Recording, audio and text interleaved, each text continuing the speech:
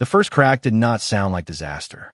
It sounded precise, sharp enough to cut through the quiet of an expensive neighborhood, sharp enough to make birds lift off the power lines, sharp enough to make three homeowners step out onto their porches with coffee still in their hands and confusion on their faces. It came from somewhere beneath the row of polished stone entryways on the eastern side of the subdivision, somewhere under a stretch of foundation work that had cost more money than most people here liked to admit out loud. And the moment I heard it, I stopped where I was, set down the shovel I had been carrying, and listened to the silence that followed. That silence told me more than the crack itself. Because silence, on land like this, is never empty. It is pressure waiting. It is movement not yet visible. It is water deciding where we'll go next. 3 months earlier, I'd stood in almost the same spot and watched them bury the creek. Not reroute it carefully, not respect it, not even understand it. Bury it.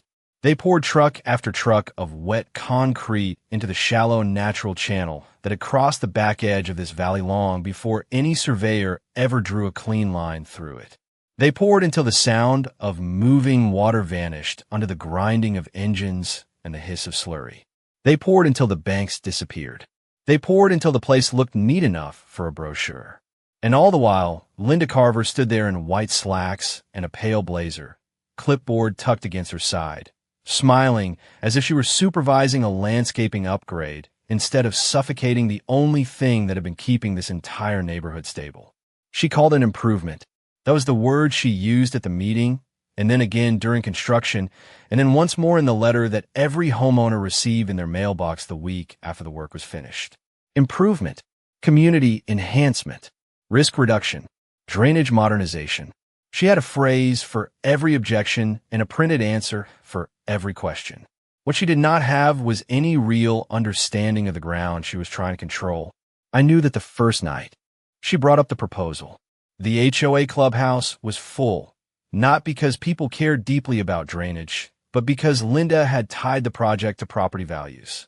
Say the words property values in a room full of people paying oversized mortgages, and you can make almost anything sound urgent.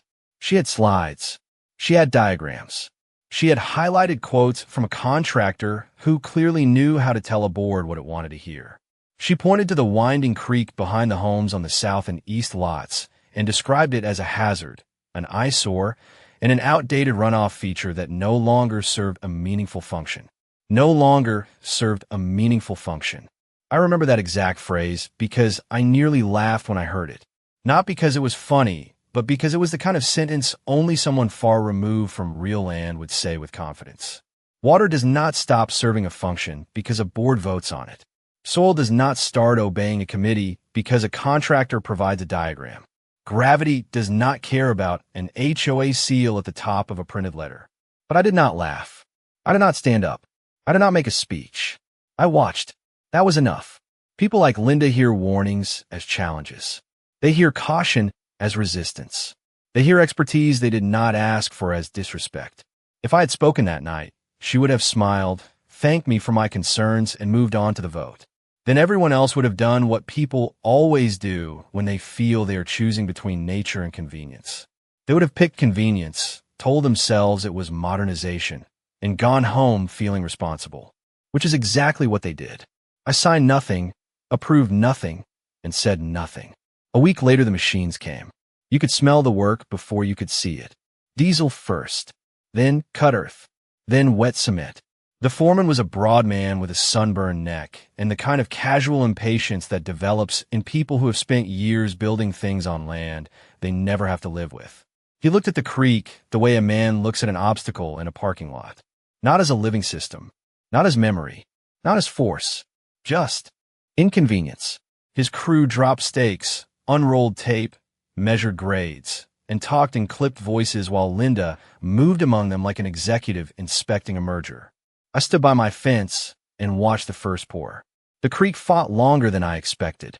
For a brief stretch, the water kept moving under the first layer of slurry, breaking through in muddy ripples, finding temporary channels along the edge. Then they brought in more load, thicker this time, and the water vanished from sight. Not gone, never gone, just hidden, compressed, redirected inward instead of outward. That was the moment the neighborhood made its real decision. Not at the meeting, not in the vote. Right there, when the water disappeared and everyone relaxed because they mistook silence for success. For the next 2 weeks, everything looked better than before. That is how mistakes like this always begin. The concrete dried smooth. The line where the creek had been became a clean gray strip running behind the lots like a decorative path. Workers packed up. HOA emails congratulated the board for proactive action. A few homeowners even came out one Saturday morning and admired the new look, talking about how much cleaner the area felt now that the wild growth had been removed. Cleaner. That was another word people used when they meant controlled. Then the rain arrived. Not a storm. Nothing cinematic. No black clouds rolling over the valley. No thunder to warn anyone that nature was preparing a lesson. Just steady rain, day after day, enough to soak down through the upper layers of soil and begin searching for the old route. That is the part most people never understand. Water is patient. It does not panic when you block it. It studies. It presses. It spreads. It fills every weakness, every forgotten channel, every seam in the ground that memory left behind. The first few days, no one noticed a thing. Lawns stayed bright. The street drains worked. The decorative beds along the sidewalks looked freshly watered and expensive. Linda probably believed the project had proved her right. She certainly acted that way the next time I saw her. She was walking the edge of the cul-de-sac with one of the newer homeowners, pointing at the finished concrete strip with a kind of practiced ownership. When she caught me looking, she gave a small smile and said, "Looks much better than before, doesn't it?" I said, "It looks quieter." She took that as agreement. That was her problem. She heard what comforted her. By the end of the first week of rain, I started feeling the change through my boots. Not on the surface, not visibly, underneath. A slight softness at the far end of my yard where the old bank had once curved. Then a looseness near the side lot where runoff used to fan out during heavier seasons. You would never notice it if you were the kind of person who only walked from a garage to a front door. But if you had spent years learning to feel load through soil, if you knew how ground answers when something below it begins to saturate, the message was unmistakable. The water was not gone. It was spreading. The second week brought the smell. Wet mineral earth, rising from places that had stayed dry for years. Not a swamp smell, not yet, but the first honest scent of trapped moisture finding microscopic exits. I caught it one morning just before sunrise, standing near the sealed creek line. The air was cooler than usual. The neighborhood was still half asleep. And beneath the faint smell of cut grass and expensive mulch was something deeper, older, and wrong for this place in this season. I remember kneeling and pressing my palm to the concrete. Most people think you need instruments to understand land. Sometimes you do, but sometimes all you need is patience and contact. The surface felt cool. Too cool. Not because of the morning air, but because something active was moving beneath it, not flowing freely. Gathering. That same afternoon, the first complaint reached the HOA group page. A homeowner posted photos of a hairline fracture running diagonally across his driveway. He asked whether anyone else had seen similar settling after the recent drainage improvement. Within an hour, 4 more people replied. One had a gap opening along the edge of a patio slab. Another had noticed a fence post leaning slightly away from level. A third said her back gate no longer latched without lifting at first. Small things. Easy things. Separate enough, if you wanted them to be separate. Linda replied with professional calm. She said minor settling was normal after major surface improvements and that the board was already in contact with the contractor. She thanked everyone for their patience. She encouraged homeowners to document concerns and forward them through the proper channels. The proper channels. People love proper channels when they think channels still exist. A few days later, I saw 2 men in polo shirts and clean work boots kneeling near the lot line behind the corner house on Birch Hollow. One pressed a metal rod into the ground while the other checked a tablet and frowned. They were not the original crew. They moved more cautiously. Less swagger, more uncertainty. That interested me. Contractors are rarely careful unless the land has already made them nervous. The first major sign came with no audience. It happened just after dawn on a Thursday. I was carrying feed to the shed when I heard a dull internal pop from inside the corner house nearest the Seal Creek section. Not a board snapping, not a pipe, something heavier, a sound that had weight to it. Later that morning, I watched the owner try to pull her front door shut 3 times before giving up and calling someone on speakerphone. She kept saying, "It was fine yesterday. It was literally fine yesterday." But it had not happened yesterday. It had been happening for weeks. That is the part consequence always hides. People think in moments. Land thinks in pressure. By the time a door sticks, the story is already old. By the 3rd week after the rain started, the neighborhood had changed in ways everyone could feel, but no one could define. The sidewalks were still passable. The lawns were still trimmed. The flower beds were still bright. Yet there was a tension in the place now, a tightness behind casual conversation. People stood at the ends of driveways longer than usual. They talked in lower voices.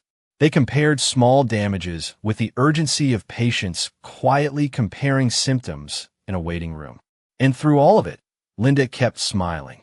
Not as easily, not as naturally, but enough to maintain the appearance of command.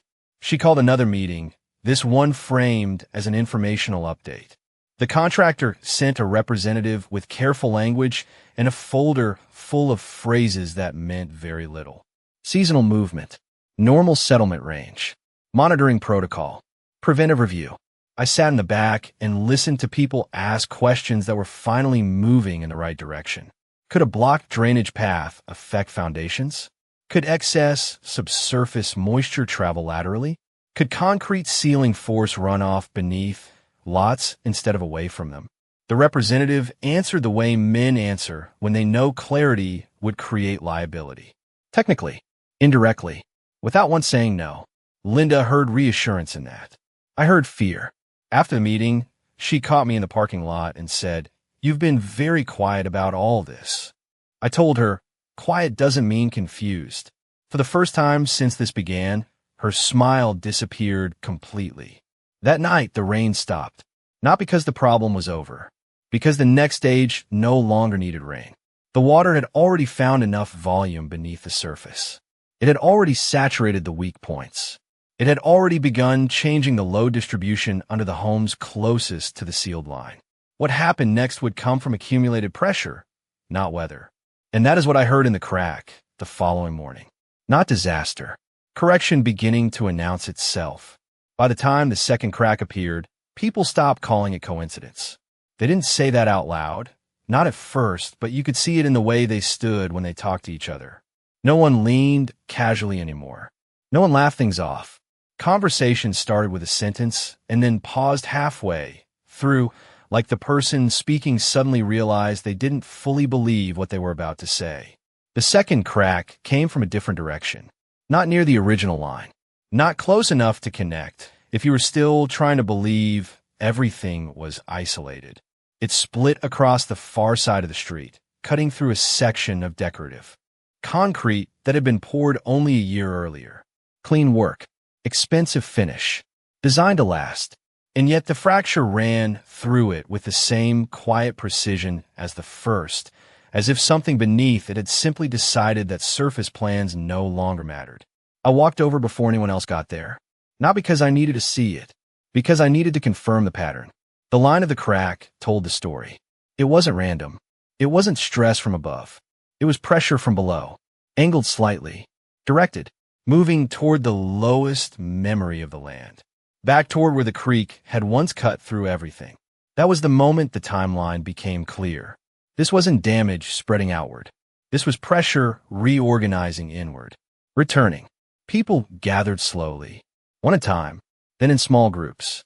Phones out, photos taken, voices low. Someone said, "This is getting weird." Another said, "It's probably just settling." But no one sounded convinced, because the human brain can ignore one problem. It can explain away two. But when the third appears in a different place, following the same logic, the brain starts to shift. Not to panic, not yet, but to suspicion. And suspicion is where control begins to crack. Linda arrived 15 minutes later, faster than usual, walking with purpose, still holding the clipboard, still maintaining posture. But the pace had changed. There was urgency now. She crouched near the fracture, looked at it carefully, then stood and started speaking immediately. She didn't wait for silence. She created it. "Everyone, let's stay calm," she said. "That's the first sign someone is not calm," I thought. She spoke about inspections already underway, about expected minor shifts after major improvements, about how everything was being monitored.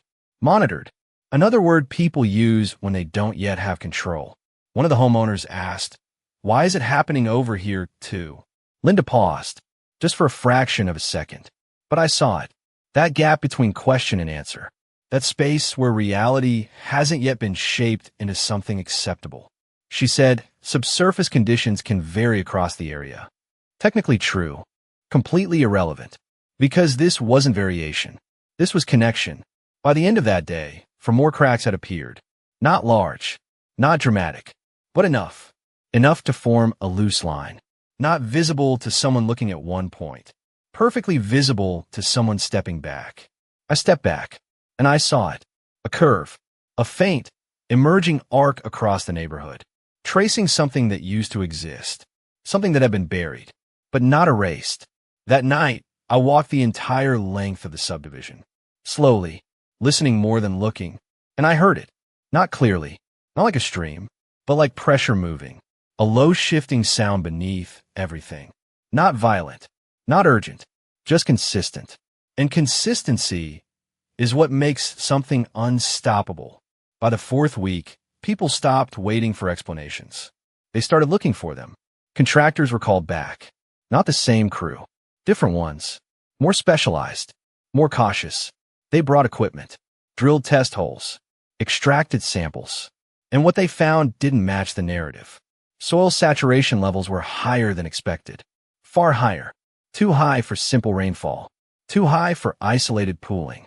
Water was present where it shouldn't be. And worse, it was moving. Sideways. Under structures. Under foundations. Under everything. That's when the language changed. No longer settling. Now it was movement. No longer minor. Now it was concerning. Words matter, because they reveal what people are starting to accept. Linda held another meeting. This one was different. No presentation slides. No polished introduction. Just a room full of people who already knew something was wrong. And a woman at the front who could no longer control the narrative. She spoke carefully. Slower now. Choosing words instead of delivering them. She mentioned engineering assessments. She mentioned possible drainage complications. She mentioned further investigation. But she avoided one word. Cause. Because once you define cause, you define responsibility. A man in the second row stood up. He didn't raise his voice. He didn't need to. "When did this start?" he asked. Not "what is happening?" Not "how do we fix it?" When? Because he already understood that time mattered. Linda hesitated. And in that hesitation, everyone heard the answer. 3 months ago, the day the creek disappeared, she said, "It's too early to draw conclusions."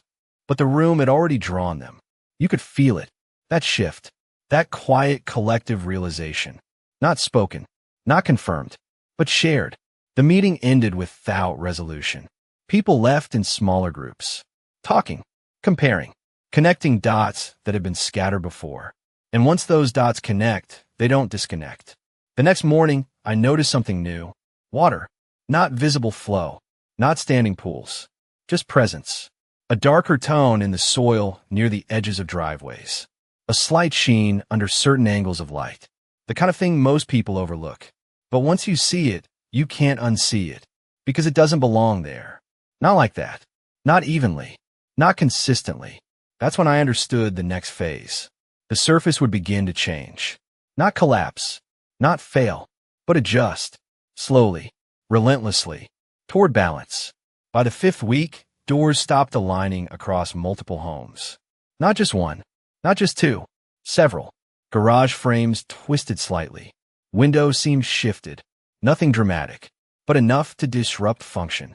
Enough to disrupt comfort. And once comfort is gone, people stop pretending. Linda stopped smiling. She still spoke. Still organized. Still moved through the neighborhood with purpose. But the confidence was gone. Replaced by something tighter. Something reactive. She began visiting houses personally, standing in doorways, listening, taking notes, but no longer explaining, because explanation requires certainty, and certainty was gone. That afternoon, I saw her standing at the edge of the sealed creek line again, alone, looking down at the concrete, not at the cracks, not at the houses, at the line itself, as if trying to understand something she had already decided months ago. I walked past her, slowly. She didn't stop me, didn't speak, just watched, and I knew what she was thinking, not how to fix it, but how it had started. Because once that question forms, everything changes. You stop looking forward. You start looking back, and the answer is always there, waiting. The 6th week began without warning. No storm, no shift in weather, no visible trigger. But something had changed. The pace increased, not dramatically, but noticeably. Cracks widened faster, doors shifted more, ground softened further, and the sound beneath everything grew louder. Not loud enough to alarm, but loud enough to notice. A constant low pressure, moving, adjusting, correcting. And that's when the first real failure occurred. Not cosmetic, not dismissible. A foundation line separated, just slightly, but enough. Enough to expose the truth. Dark soil, wet, saturated, alive, and standing there, watching it, I knew something simple. This wasn't the beginning. This was the middle, and the end was already on its way. By the time the 7th week began, the neighborhood had stopped pretending. Not completely, not openly, but enough. Enough that the silence between conversations felt heavier than the conversations themselves. People no longer stepped outside casually. They stepped outside to check, to observe, to confirm. Every movement had a purpose now. Every glance at the ground carried a question, and every answer led to the same place. Something beneath them was changing everything. I noticed it first in the way people walked. Shorter steps, slower pace, a subtle hesitation before shifting weight. Not conscious, but real, because when the ground beneath you becomes uncertain, your body knows before your mind does. That morning, I walked the length of the subdivision again, not to inspect, to listen, and what I heard had changed. The low pressure beneath the surface was no longer intermittent. It was constant, a slow, steady movement, like something large adjusting itself beneath everything built above it. Not violent, not chaotic, deliberate. That's the word, deliberate, because this wasn't collapse. This was correction, and correction doesn't rush. It continues. By midday, another shift appeared. This time, no one missed it. A section of sidewalk along the northern row had dropped. Not cracked, not broken, dropped, nearly an inch lower than the adjacent slabs. Enough to catch the edge of a shoe. Enough to force people to stop and stare. Because now it was visible. Not subtle, not arguable. Visible. That's when the tone of the neighborhood changed. No more quiet comparisons. No more cautious explanations. Now it was direct. What is happening? Why is this spreading? Why wasn't this predicted? Questions no one could answer, because the people who should have understood it never really had. Linda arrived within minutes. But this time, she didn't walk with control. She moved quickly, purposefully, but without the same structure, like someone tried to catch up to something already ahead of them. She looked at the drop in the sidewalk, then at the adjacent homes, then at the sealed creek line in the distance. And for the first time, she didn't speak immediately. She stood there, processing, because the pattern was no longer deniable. And once something becomes undeniable, control disappears. A contractor approached her. Quiet conversation, low voices, but I caught enough. Subsurface migration, hydrostatic pressure, nowhere to relieve. Real words now, not presentation words, not reassuring language. Reality. And reality doesn't soften itself. By late afternoon, the engineers returned. Not one, not two, three. Different backgrounds, different approaches, but the same expression. Focused, careful, concerned. They walked the site slowly, measured, checked, compared notes. And every step they took confirmed the same thing. Water was everywhere beneath the surface. Not flowing, not draining, expanding, filling, pushing. because it had nowhere else to go. That's when I saw it. The moment the truth fully landed.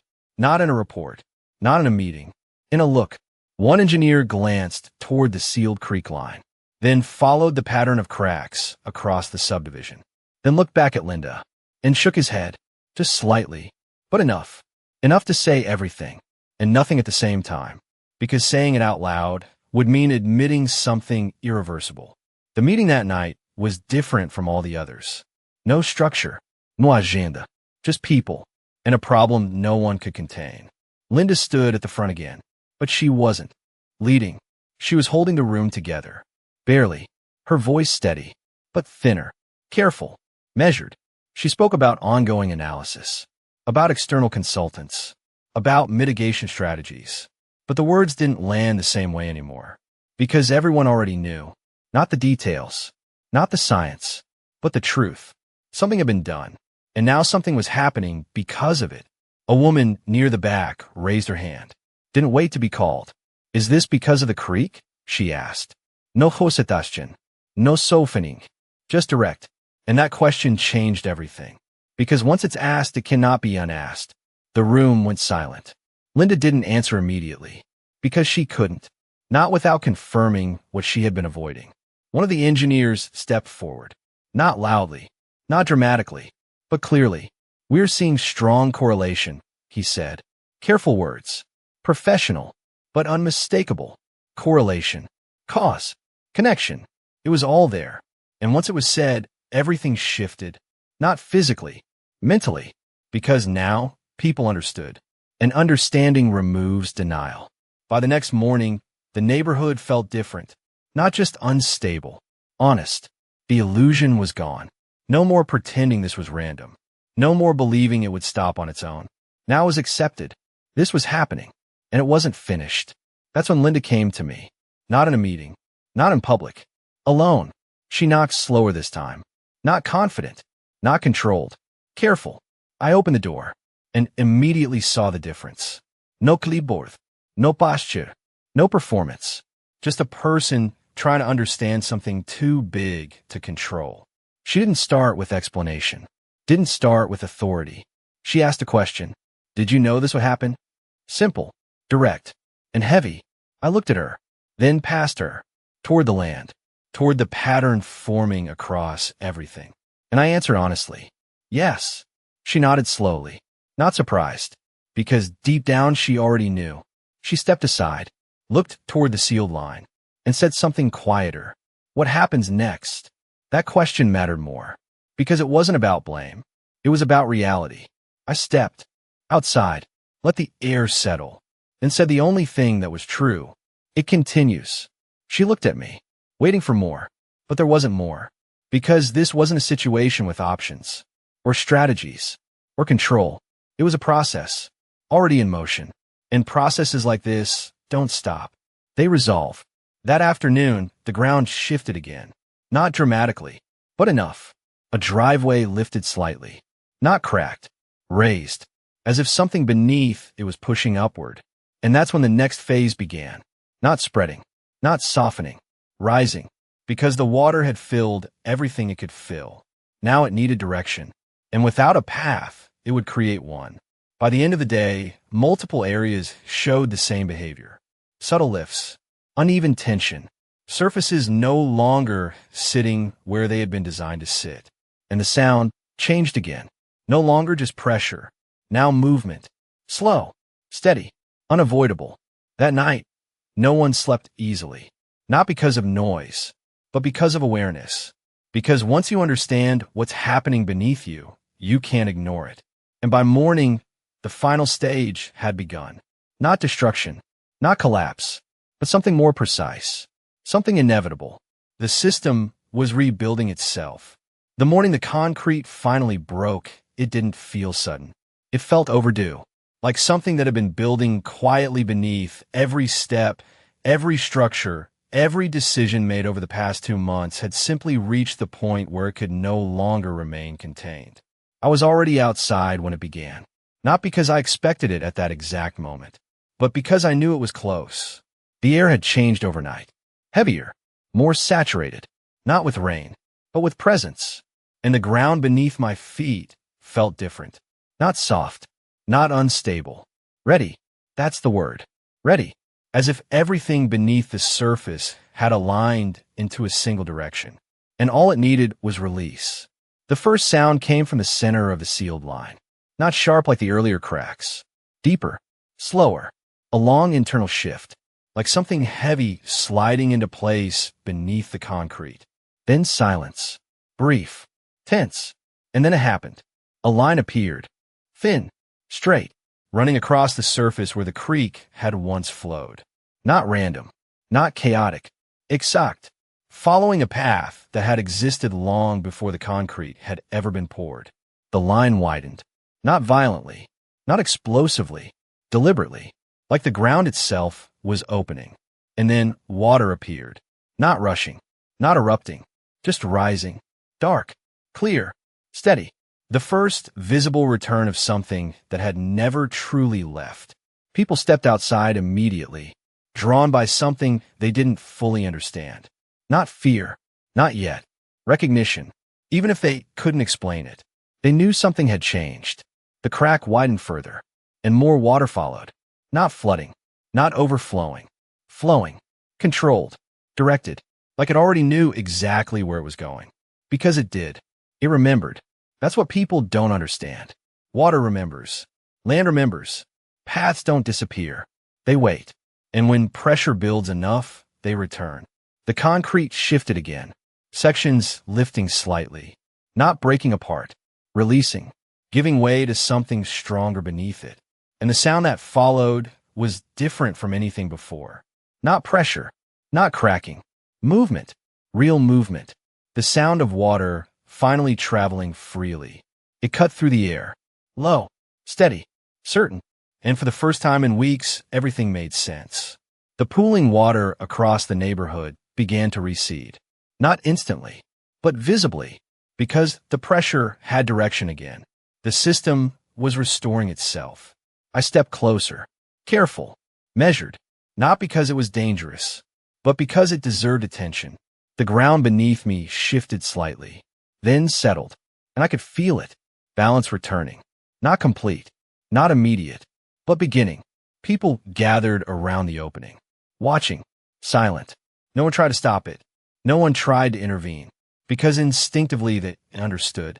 This wasn't something to fix. This was something to accept.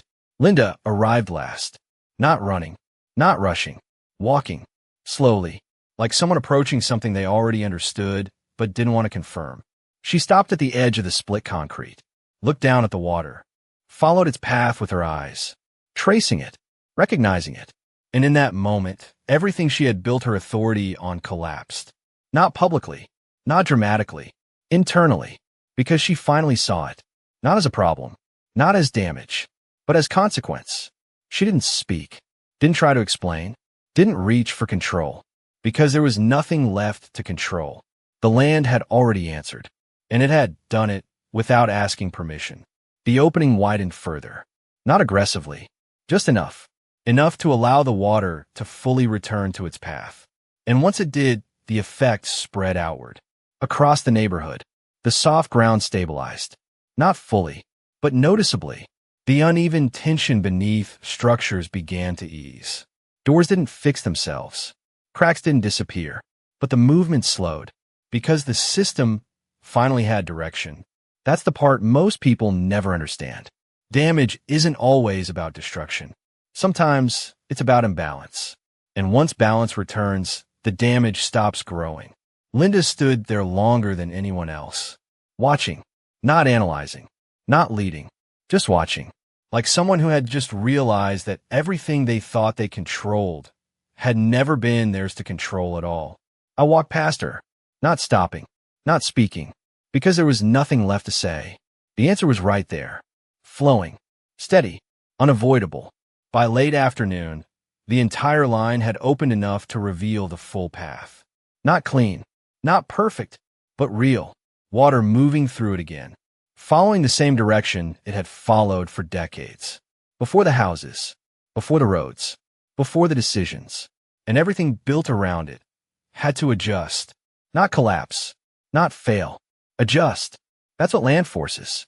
Adaptation, whether people want it or not. Over the next few days, the neighborhood changed again. Not in the way it had before. Not with pressure. With release. The sounds faded. The tension beneath the ground eased. Movement slowed. Not stopped, but slowed. Because the system was no longer fighting itself. It was functioning again. Cracks remained. Shifts remained. Damage remained. Because consequence doesn't disappear. It settles. It becomes part of the new structure. Part of the new reality. But stops growing. And that's what mattered. Linda stopped holding meetings. There was no point. No narrative left to control. No explanation left to give. The engineers filed their reports. Carefully. Technically. Avoiding direct statements. But the truth was already known. It didn't need documentation. It was visible. Everywhere. People stopped asking what happened. They started adjusting to what was. That's how it always ends. Not with resolution. With acceptance. A week later, I walked the same path again. The same street. The same houses. But nothing felt the same. Not because everything had changed. Because everything had